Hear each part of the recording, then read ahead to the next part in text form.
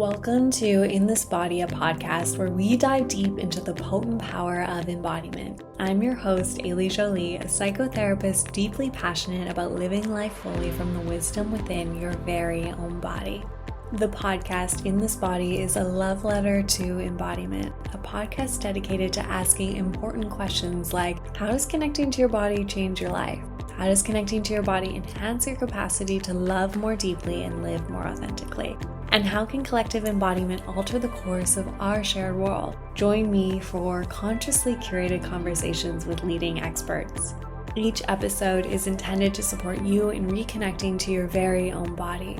This podcast will be available for free wherever you get your podcasts, making it easy for you to stay connected to In This Body, the podcast with me, Ariel Jolie. Welcome to today's episode of In This Body. Today we're joined by Ariel Giarretto, a deeply insightful body-oriented therapist and somatic sex educator whose work has profoundly impacted trauma recovery and somatic healing.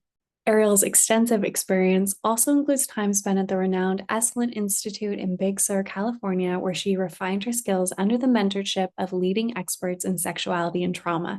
She has been deeply involved in sex-positive LGBTQ+ communities where her pioneering efforts support individuals and couples as they navigate the complexities of consensual non-monogamy, kink, and conscious sexuality. Ariel holds a postgraduate degree in counseling psychology and is a licensed marriage and family therapist in California. She has spent decades immersed in various somatic and touch therapies and has been deeply influenced by Peter Levine's principles of somatic experiencing. Interestingly, Ariel was one of my first teachers and supervisors during my somatic experiencing certification. I was eager to learn from her because of her significant contributions to sexuality and somatics. Ariel doesn't know this, but I was keen to train under her, so keen that I cut short a silent meditation retreat that I was doing at Spirit Rock to attend one of her somatic experiencing cohorts. Moving from a 10-day meditation retreat that I was attending with my mother straight into a somatic training had the potential to be quite a sideways experience. However, the combination of those two experiences dramatically opened up and transformed my relationship to sexuality. This was the first time that I really linked how important slowing down is in the experiences of pleasure and sensuality and intimacy. So thank you, Ariel. I know I'm not the only one whose sexuality has been transformed by Ariel's teaching, as she has now co-developed the full embodiment model, a transformative approach designed to help individuals heal from the scars of sexual abuse and disembodiment. Based in the Netherlands, Ariel dedicates her life to teaching and training, empowering people to reconnect with their bodies and discover pleasure, ease, and ecstasy. Presently, she is not taking on new therapy clients as her focus is on training somatic practitioners in the full embodiment model, a program I might even train in myself. I'm very curious. Ariel, I am so thrilled to have you with us today. Welcome to In the Body, the podcast with me, Ariel Jolie.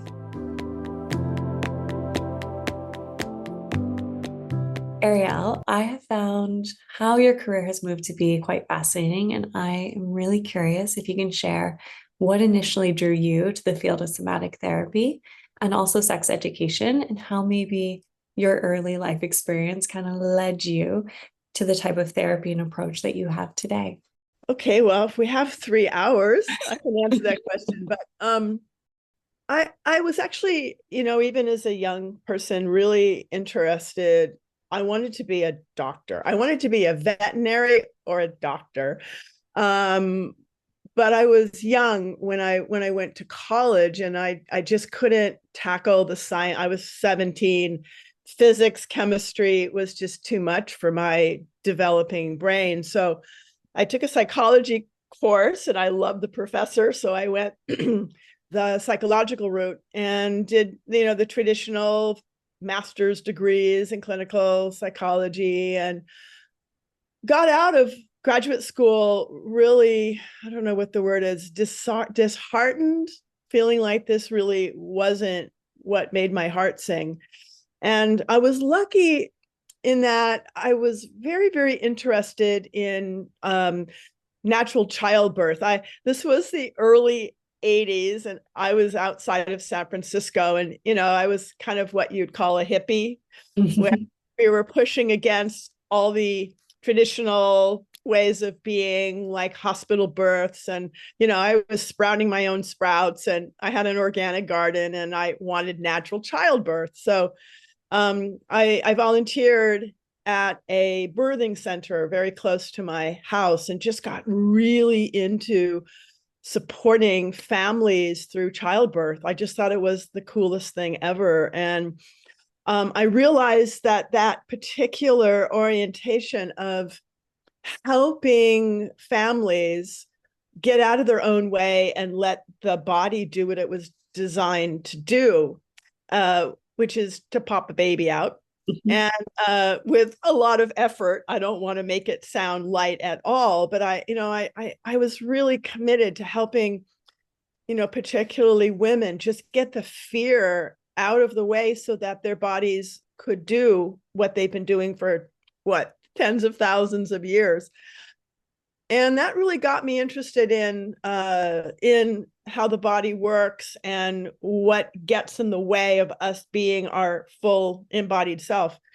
After graduate school, I just happened to show up at the Esalen Institute in Big Sur, which is a somatic oriented retreat center. And that changed my life. I went for a month, and I ended up staying for 11 years. And I became really interested in touch. I studied as a massage a therapist and body worker. I took every workshop that you could on the body.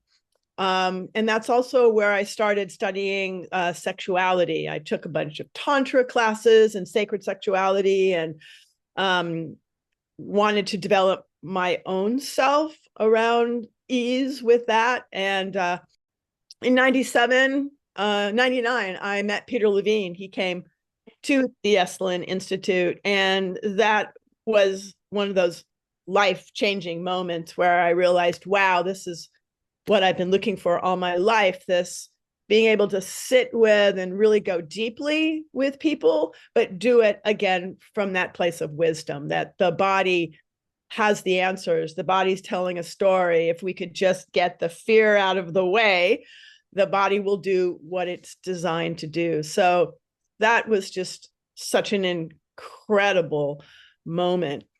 And so I did that. I got involved with SE. I became an assistant. I became faculty in 2005, where I feel like it's a great honor to be able to teach Peter Levine's work. And I see what an impact it has all over the world.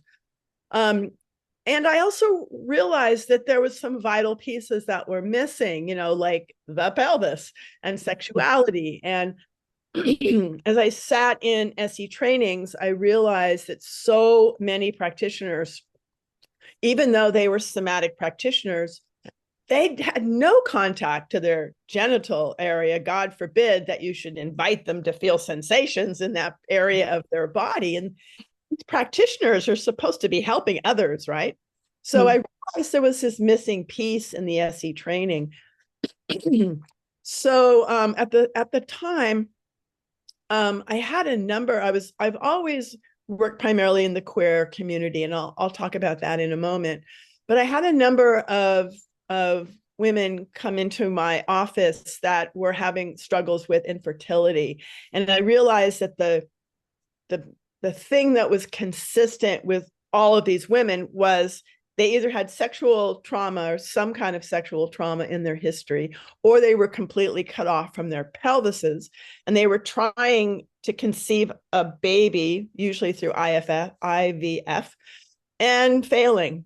And so I realized again, what's missing in so many areas is comfort in the pelvic area. And so I started to just experiment with these women, grateful for them not knowing that I didn't know what I was doing, and just did a lot of mindfulness, and awareness, and how do you actually replicate love making in the IVF experience? How do you, bring the love and the hormones, the chemicals of baby making into something as cold and sterile as the lab experience. So started to work with that, and Women were getting pregnant and it was wonderful. And they were also having better sex. I'm going, okay, I'm doing something right here. Yeah.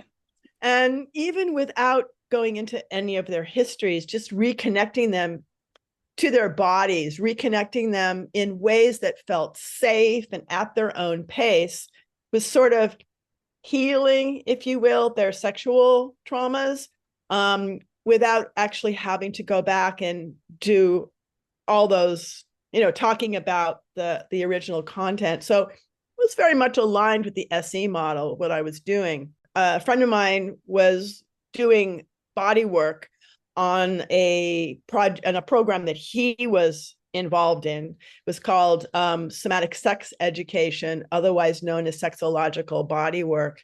And I didn't know anything about it, but I was curious. So I got a session from him, and I just remember lying on the table weeping. It was as profound as meeting Peter Levine. Mm. There was this unbelievable acceptance and honoring of every inch of my body, and as a massage therapist, I was trained, you avoid the boobs, you avoid, the groin for very good reasons. But in sexological body work, you don't do that. You involve all of it. You invite all of it. And it's not sexual. It's just all of you is awesome. All of you is welcomed. There's nothing taboo or sinful or shameful about any part of you. You should celebrate all of the sensations in every part of you. And I just thought, this is it. This is the missing piece. So I jumped off the table and I immediately signed up for this very intensive course, which gave me this thing called a somatic sex educator. And the difference between being a somatic sex educator and a normal, like what I was doing before as a somatic therapist was, well, a somatic therapist sort of avoids those places. And a sex educator isn't trauma informed, and a lot of times I was working with people that were going to sex therapists and not getting anywhere. And so I realized I needed to combine my awareness of SE, which is very slow. It's very, very gentle. We don't push anybody anywhere. We invite them to have curiosity about their body. So it was just different. It was deeper. It was more client driven. The whole idea of the somatic sex education. And most sex educators, in fact, if any, they don't do hands-on work. And I learned how to make loving, respectful contact to every part of the body. That meant I learned how to do what we call vulva and vaginal mapping, which really helps vulva owners learn all the places that are special and sensitive and amazing. And I also learned how to do the same thing with penises. And so I got this incredible comfort of hands-on pelvic floor work, which is what some call it, which gave me an ease. It gave me, it took away any sort of squeamishness I had about anything. And I knew while I was learning to do the hands-on work that it really wasn't my path. I don't really want to do pelvic floor work as much as I loved it. Kind of returned me to my doula days, which is pretty cool. But I realized I wanted to teach people how to do this to themselves and in a couple situations. So that's how my full embodiment work came out of that. It came out of a mixture of somatic experiencing of going slowly and respectfully, and all the pelvic information. And so that's a long-winded answer to your number one question, but that's sort of how it all evolved. So. One thing that I definitely share with you is this curiosity of where is sexuality in the field of somatics. It's something that I've definitely wondered and held like, okay, where does this exist exactly? I've done a lot of trainings, a lot of modalities, and oftentimes it's not even brought into the room in Yeah. any way.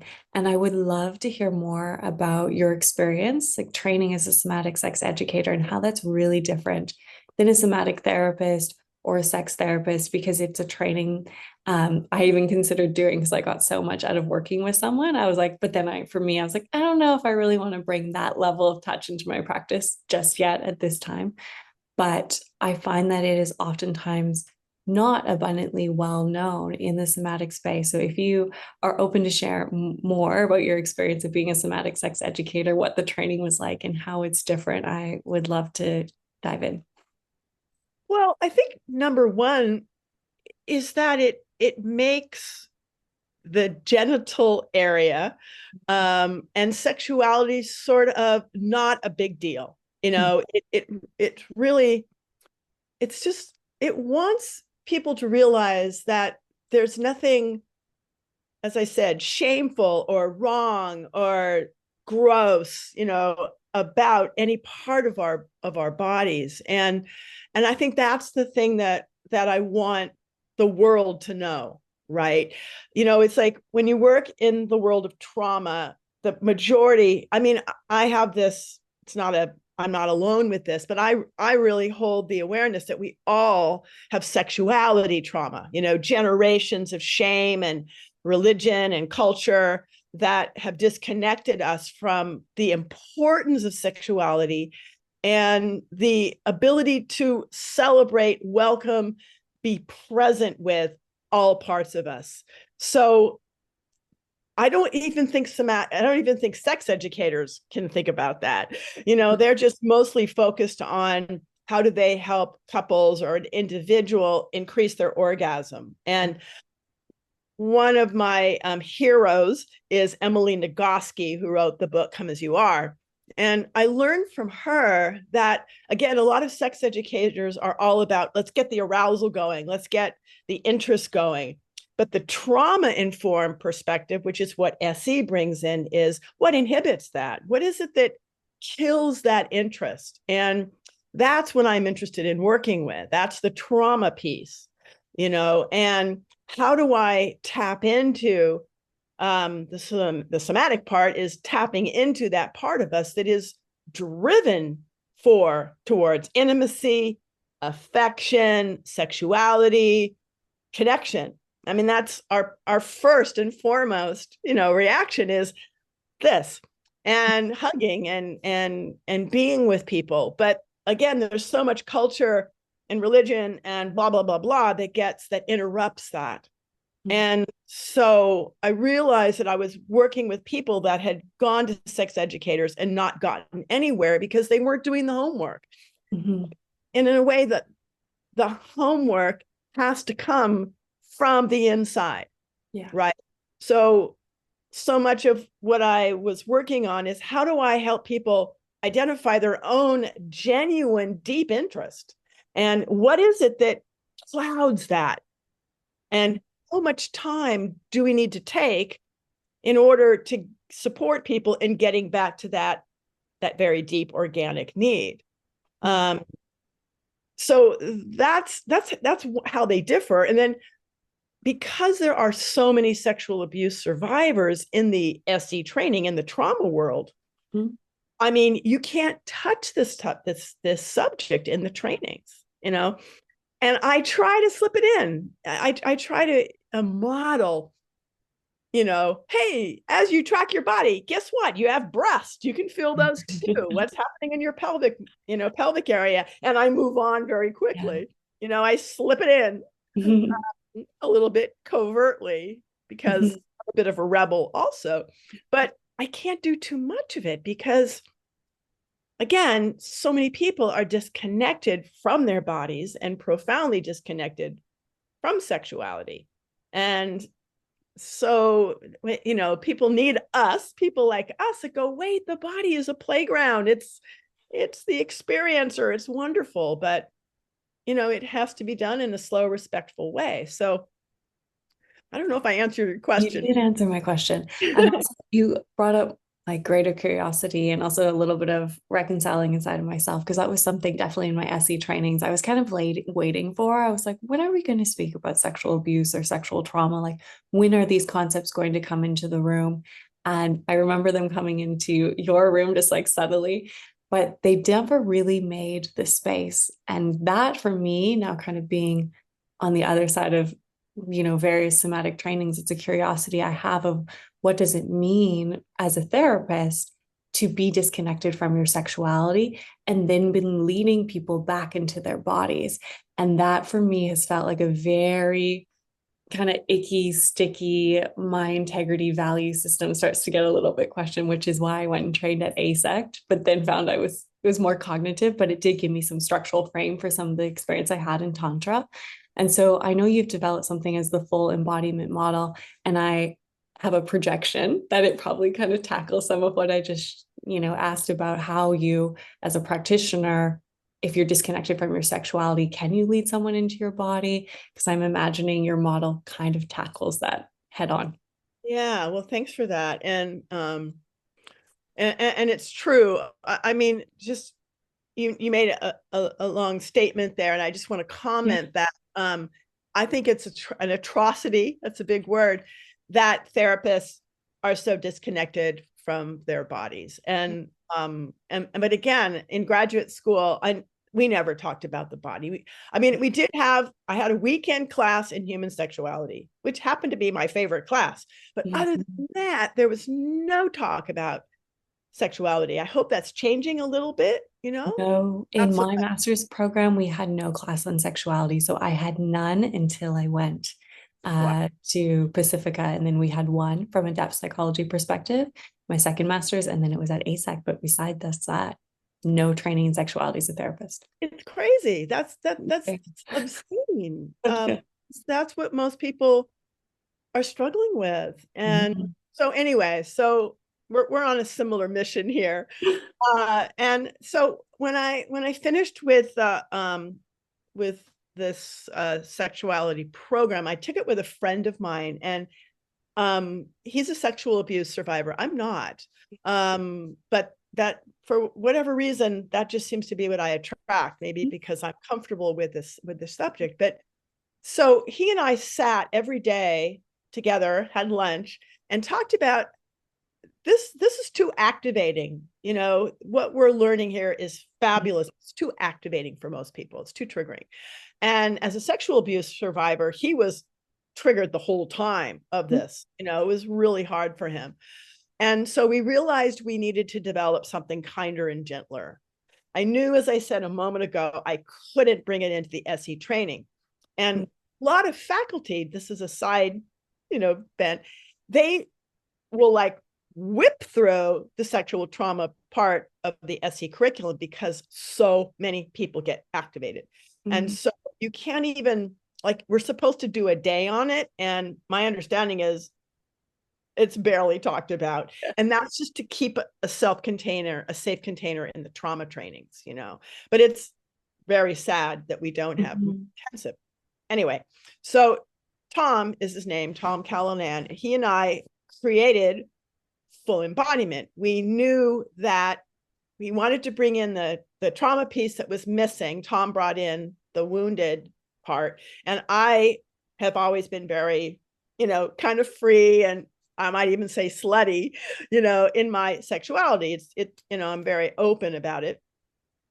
And so we developed these courses. But what we realized when we had our first couple of modules is that the class wasn't ready, interestingly enough, for what we wanted to do. We were going to do this full body tracking, a lot of, self-touch, and we realized, people aren't ready for this. So that was the initial awareness of, just because we had learned this and we were comfortable, the general public, and actually I have to say it wasn't the general public, it was, I draw in SE students, So I had all these SE students come in open and eager, but we just shut them down so fast because here we were being kind and gentle compared to what we had learned, but we had to completely throw out our whole curriculum and take little tiny baby steps. And so what full embodiment is all about is we're going to go way, way, way, way back. We're not going to touch the trauma. We are just going to provide what was destroyed by sexual trauma. And what's destroyed by experiencing sexual trauma, well, number one is disconnection from the body. So what do we need to do in order to help people begin to even think about wanting to be connected to their body? That's how, if we say an SC, that's how peripheral we have to be, and two, choice. Yeah. So everything that we do has to do with people going on the inside and saying, do I want to do this? What's the part of me that's open to doing this? Because sexual abuse survivors have been done to. We knew we didn't want that. So it was all about, identifying one's own interests, goals, desires, and really playing with that for a long time. And then building a layer of body awareness, again, at the pace of the person, not doing what we do in SE. And I love SE, but SE goes right into sensation. And most people aren't ready for that. As they say, that's where the scene of the crime is. So, in a way, this is full embodiment is what should happen before the SE training for people that are too terrified to go inside. And so we focus a lot on positive things. We bring in a lot of resourcing. We basically help people discover that it's a beautiful playground in here. And no matter what the trauma is, that we can still, and this is, Peter says this, no matter what our trauma is, we can still have pleasure and connection to our bodies now. We don't have to go back and rework all those events or all those situations. We just develop comfort inside of ourselves now. So Tom and I developed a ton of different exercises. Again, people could choose what worked for them, what didn't work for them. We did a lot of journaling. We did a lot of working in twos and did a lot of self-touch, kind of like giving oneself a somatic sex session, like really learning to drop into the presence of every centimeter of the body through self-touch. And then really learning how to walk and be in my sexy, juicy self, and sometimes that takes people quite some time to get there, but that's kind of where we went. And we learned it by making a bunch of mistakes first, like, people aren't ready for this. One thing that I have found and that I love about maintaining sexuality in a somatic practice is, at least what I've experienced so far, both with clients and myself, is it kind of opens up the socio-political and it makes like the personal deeply political. And without that element of sexuality or understanding of eros and the cultural scripts, I feel like somatics doesn't kind of go that next layer, which is like into eco psychology, which is like why I'm like, it kind of, sexuality for me feels like that the conduit in which it goes from just me and my body into something so much bigger and larger and into something so much deeper. And I'm really curious how you work with people when they do start to get into their body and they're like, I don't have sexual trauma. And that kind of reconciliation of like, I may not have sexual trauma, but I'm in a culture with lots of sexual trauma, lots of sexual scripts, and how you put them in like finding those in their body. Because I find oftentimes I'll have clients who are quite resistant to the idea that they have been touched by the society around them and that is actually infused in their body and shows up in sexuality most often. Absolutely. It's very political for me. I mean, again, this is a little off topic, but I mean, even when I was like 17, 18, I felt like I was all about being non-binary, even before that was a term, we called it back then like gender equality, but the political part of me says that everybody should be able to be in their bodies in the way that they want to be in their body, that the expression of who they are should be completely free of gender, and so that's why a lot of it is we are fighting a system. We're fighting the social constructs of what it is to be sexual, right? It is to be in a man's body and a woman's body. Let's just throw all of that out. And a lot of this, again, this is a bit of a tangent, is that when I was young, I left home at 16, I lived in a home of gay men. And it's like, that's how I learned that there are so many different expressions of who we are. I actually learned how to be a girl by being with men. I know that sounds funny, but it's like, how do we move away everything that's ever been told to us about how we're supposed to be? I mean, of course, we have to be well behaved and not harm anybody in any way, right? Of course, that. But it's like so much of full embodiment is how do I want to express myself? What are my qualities?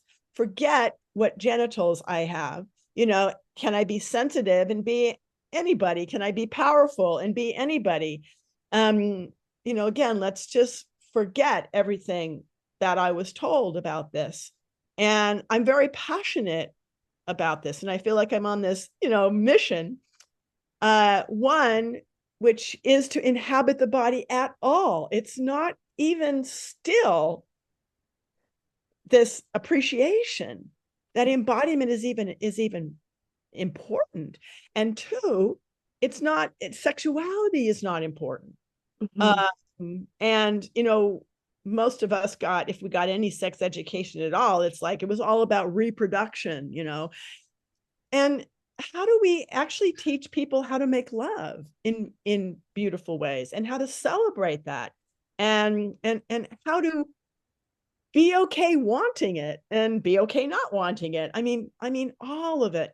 So I feel like in my classes I am working against countless generations of identity and shame and disconnection, and mostly I find that unless they're in SE or something, they don't actually recognize that having a body is important. It's like it's not even a value. And a lot of people don't recognize it, other than having a quick orgasm now and then, that sexuality is important. It's important for our health. It's important for our hearts. It's important for connection. It keeps us young. I mean, there's just so many reasons to be sexual. And so, yeah, you can hear my passion about this. It's like, I want to be a spokesperson for all of this. And yet do it in an individual way that respects individual timing and pacing and interests and all of that. So, and I think if we were allowed to be more who we are genuinely, like really, and express that however we express that, whether it's clothes or writing, or anything, I think the world would be a kinder, gentler place, because so much of violence and hatred is from suppressing these parts of ourselves. So, and I think we would be kinder to the planet. I think we would be kinder to animals if we were invited to connect to our more genuine, authentic self, instead of having to hide these parts. So anyway. I love the answer. I'm curious, you did touch on it a little bit, and this might even tie into what you just said. What were some of your biggest challenges in developing the model that you develop now, and really being on a mission in many ways to get therapists, somatic therapists, to touch into sexuality? You named a little bit, but what have some of the barriers or breakthrough moments been? Well, again, I think I think it's interesting being in Europe, because the US is so prude compared to the rest of, not the whole world, but certainly to many parts of Europe, where sexuality is just, and being naked and stuff is like what's the big deal? I mean, not that there isn't still overlays of shame and insecurity about the body. I mean, that's everywhere. But I mean, the biggest obstacle in the US, especially in the Midwest, and even, in places like England and the UK, and a lot of cultures with a lot of, religious influence, is just not knowing that like I said, not knowing how to access the body.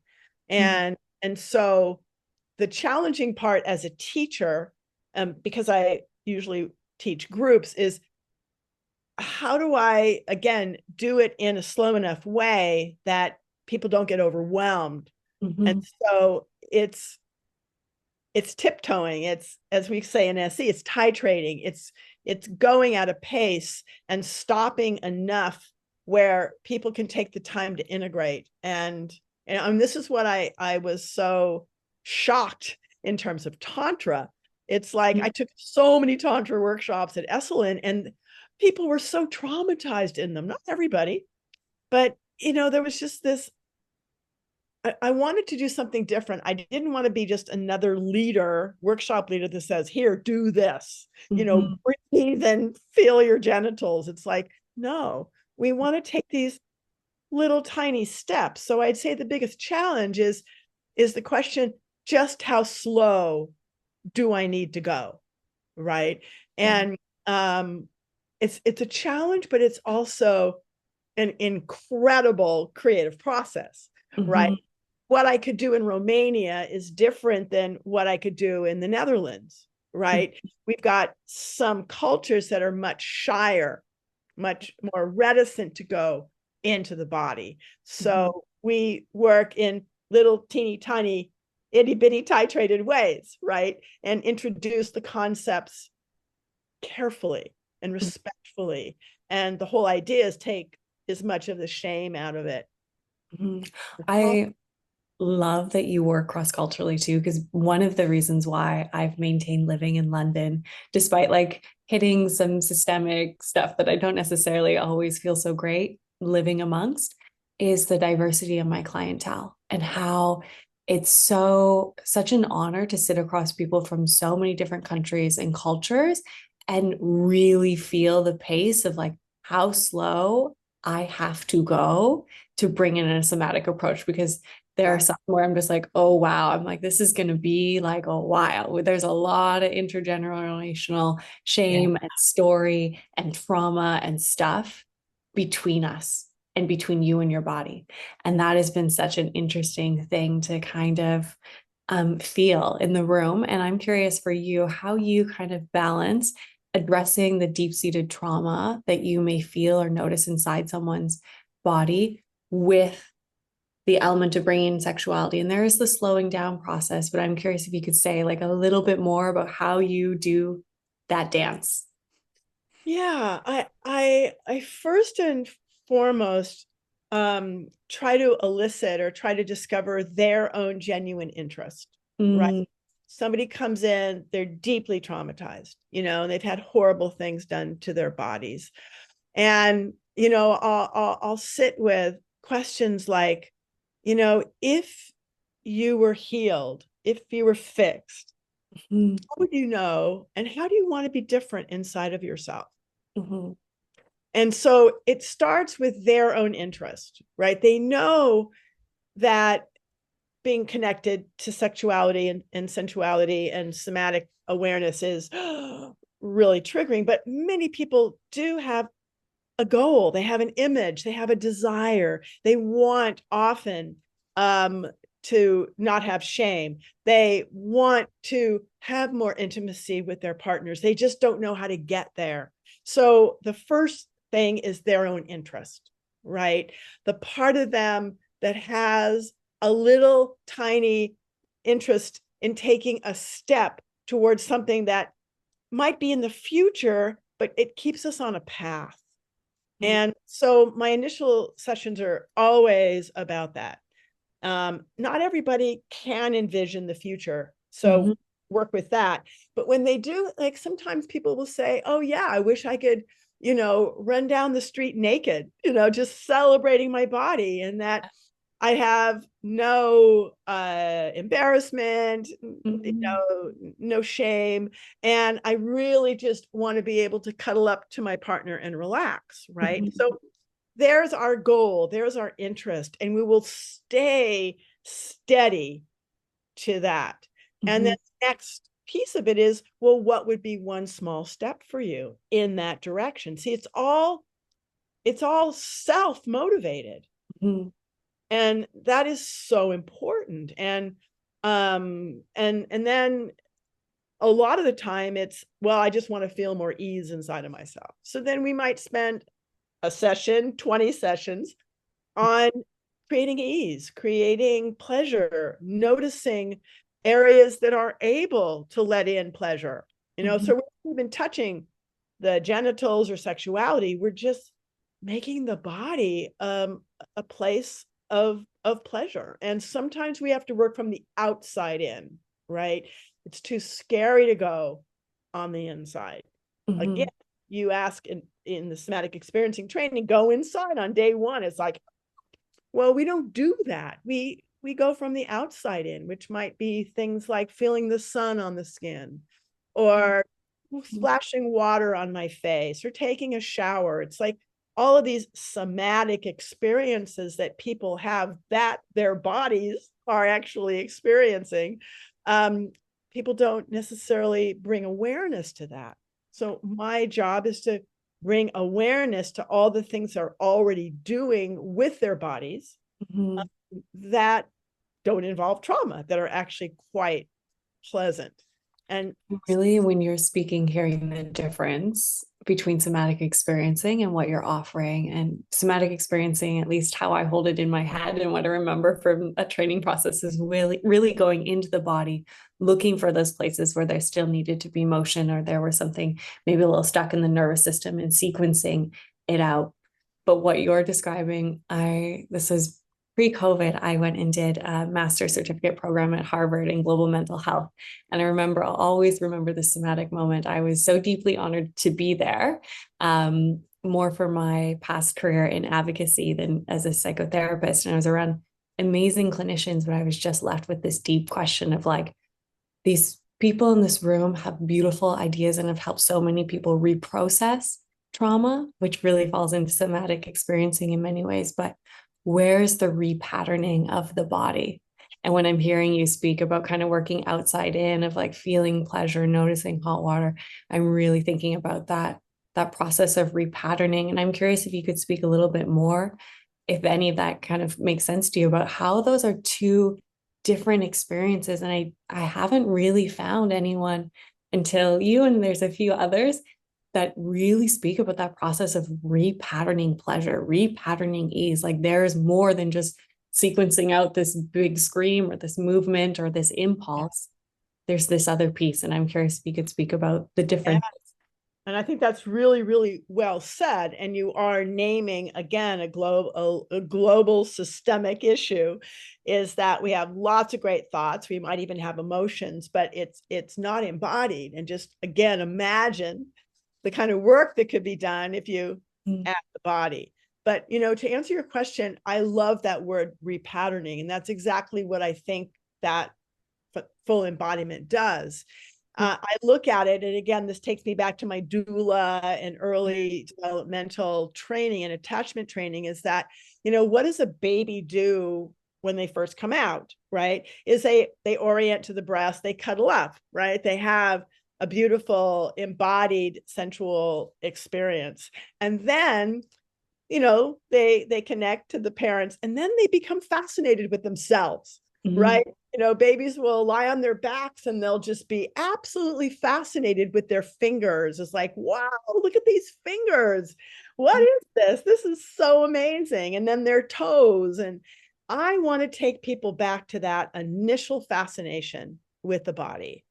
And I mean, we sometimes do this. We lie on the ground in my workshops and we start to explore it almost from a baby place, like starting over before the trauma started to happen, before the messages of don't touch yourself, or uh, whatever those messages are that we all got, some worse than others.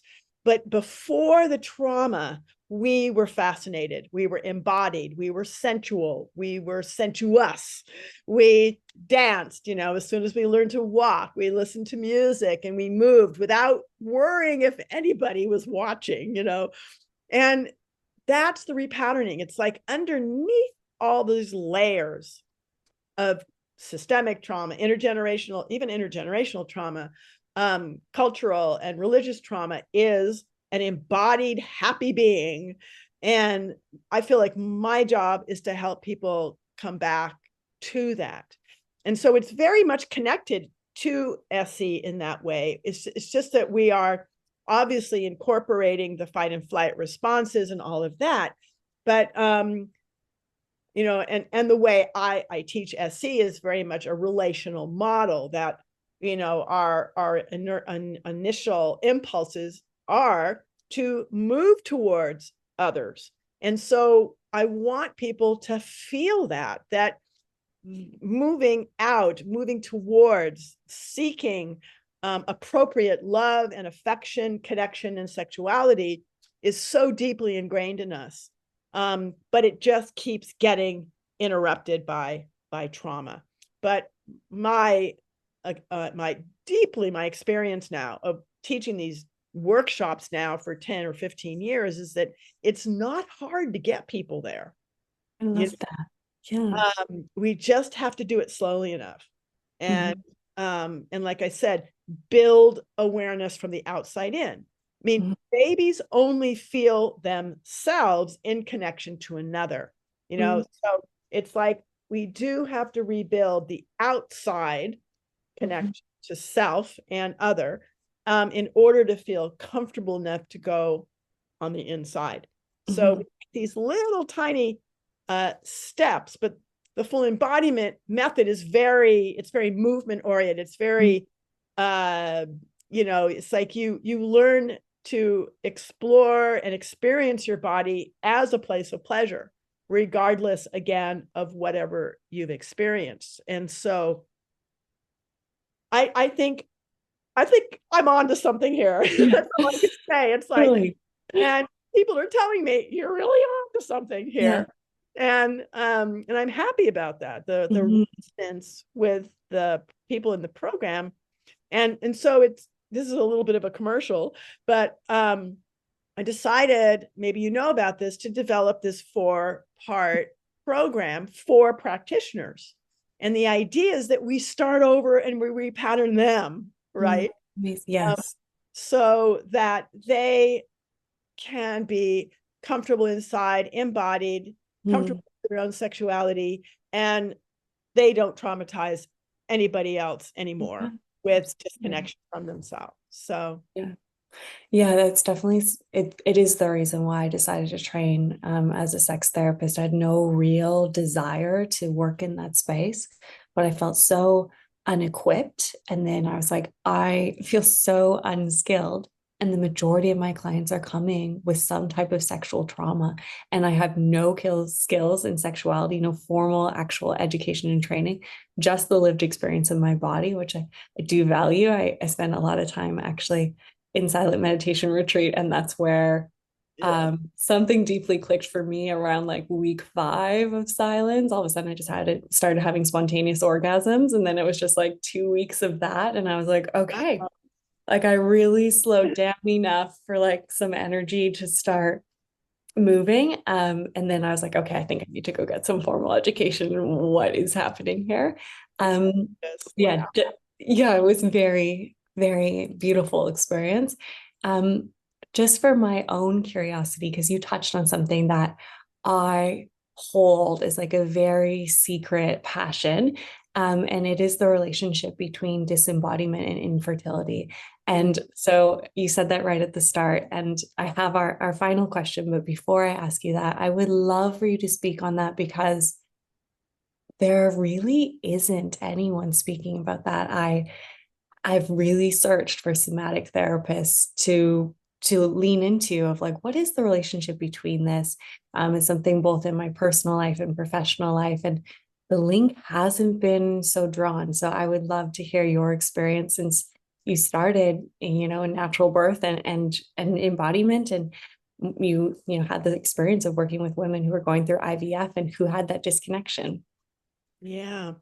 Yeah, I mean, this is a topic that I feel very passionate about, but I mean, there's so many different factors, right? And um I don't even know where to start. But anybody that's going through any kind of infertility process, whether they haven't started, IVF or something, they're just really passionate about having sex at the right time and everything else, and dealing with the loss of miscarriages or things, so there's this emotional component of there's two different emotional layers here. One is this, I'm on this mission and I'm going to do this no matter what, Yes. which is a very disembodied place. It's just Mhm. like, it's just, I'm doing this. Mhm. Or there's disappointment and it's not going to happen. And there's helplessness. And, well, okay, I'm pregnant, but I'm not going to connect to it because if I lose it, I won't be able to deal with the grief of it, And so part of it is slowing down those that are on a mission and remembering actually what the mission is. Mhm. Mission is to welcome a being into the body. People forget Mhm. that. They think, oh, all they imagine is maybe giving birth and then they have this little thing, but Mhm. forget again that there's a process. Mhm. And whether they're, you know, just doing it the old fashioned way of having sex when they're, fertile. Um, and I remember this myself when I was trying to get pregnant. It's like, it's time, honey, now. It becomes a chore. Mhm. And what is often missing is the love and the connection, right? And I mean, I don't know exactly how to describe this without sounding too woo-woo, but when I did a whole bunch of pre and perinatal psychology training as well. And what I learned is that, you know, we kind of invite the little ones in, Mhm. that it's very important that our bodies are aware that we are inviting what I learned in my pre and perinatal is we're inviting a consciousness into our bodies, and our bodies need to be a welcoming, friendly, regulated space that a Yeah. little one's going to want to come into. So I did a lot of visualization with my women. A lot of it was dropping into their wombs. And Mhm. some of the wombs had had losses like miscarriages, and we really had to Mhm. be there. Was there grief in this womb? What did this womb need? What did this womb need you to hear about it? And as you look at it, is this a place that really wants to welcome a baby, or is it not ready yet? And how do we love this area of our body instead of seeing it as an ends to a means, right? Mhm. A lot of women they hate this part of themselves. They hate that they menstruate. They not so much anymore, but in my generation, it's like menstruation was dirty and gross. So this part of the body people were very disconnected from it. So some of them had never even thought about their wombs or their uteruses. It was just like, what do you mean? Why should I be with this? And so the first part was, again, envisioning what it would take, what kind of an environment would be ideal to nourish a little being, Mhm. right? And so that was the first part. And if there was grief and if there was loss there, we needed to mourn that. Yeah. And so then the next part of it was when there was fertile moments.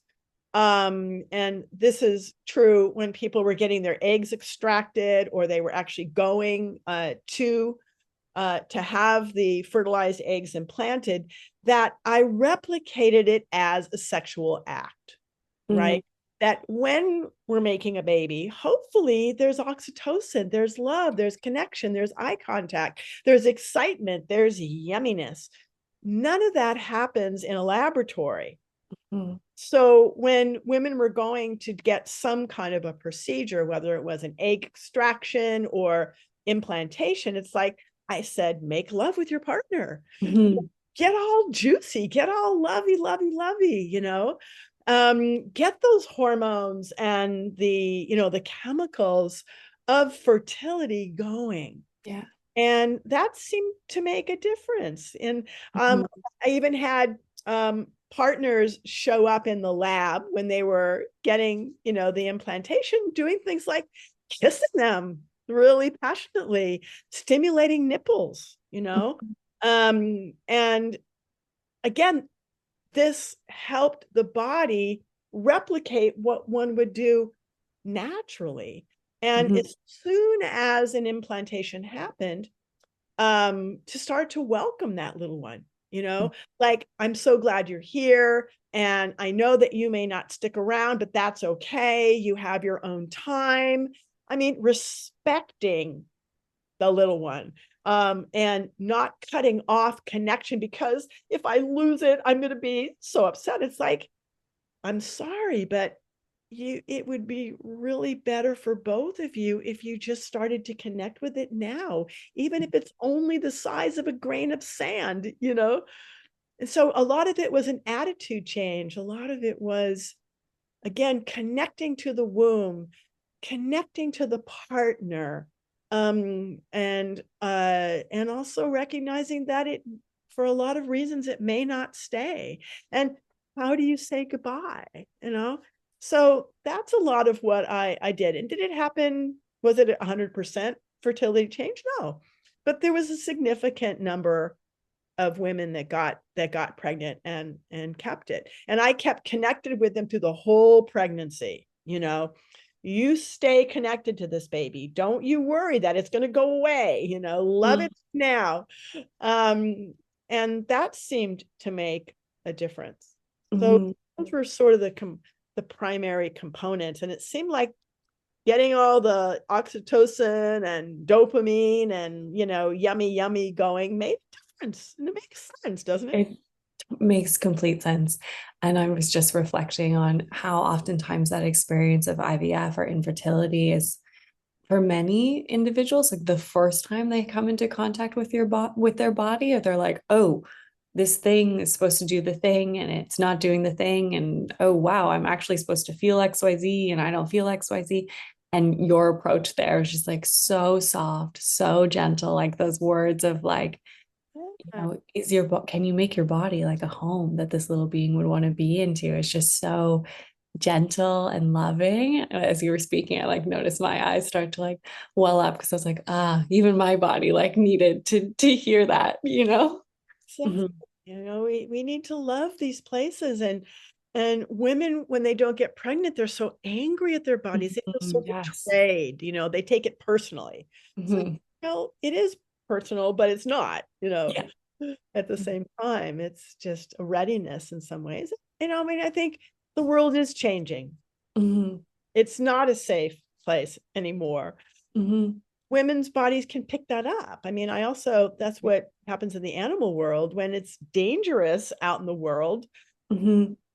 So I also wanted to work with people's just generalized anxiety and, anyway, I can go on and on about this, but I think you get the idea. I do. I know I have so many more questions now about your comment of like bodies responding to the lack of safety in the world, but I will hold that inside myself. Um, to close, do you have any final words on embodiment or being in the body that you would like to share? Something that hasn't been spoken about yet that you feel like is really important for people to know about actually being in their body or living an embodied life? Well, I guess I want people to challenge gently and lovingly their relationship to being embodied. I mean, to really examine, whose messages did I hear that disconnected me from myself? It's like it's an examination. I mean, obviously, some of it goes back dozens of generations, but to examine those messages that the body is whatever, dirty, dangerous, not worth listening to, a betrayal, and examine, is that how I treat this beautiful thing that carries me around, that without it, I wouldn't experience the delight of the world. I wouldn't experience bird song or great food or amazing music, or, have my soul lighten up with art. And I just want people to be excited by their experiencers and do whatever they can to get out of the way that they suppress their connection to themselves. And to recognize it's not their story, it's somebody else's belief system that put this into them. And it's political. It's like, let's not let, sometimes it's the patriarchy, sometimes it's the church, sometimes it's just culture. Don't let them determine how you're going to be connected to yourself. Find your own path, but have an interest in it.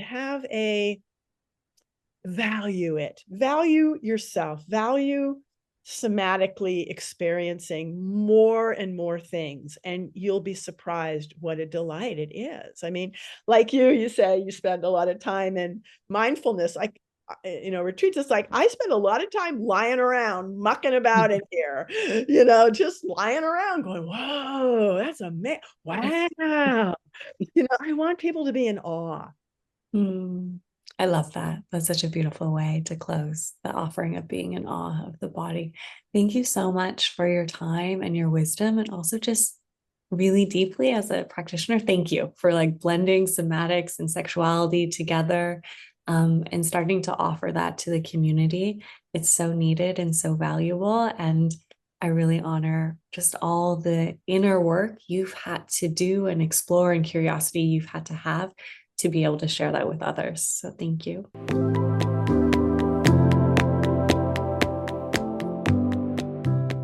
If you found value in this episode, it would mean so much to me for you to share the podcast with friends, a loved one, or on your social platforms. If you have the time, please rate and review the podcast so that this podcast reaches a larger audience and can inspire more and more humans to connect to their bodies too. Thank you for being here and nurturing the relationship you have with your very own body.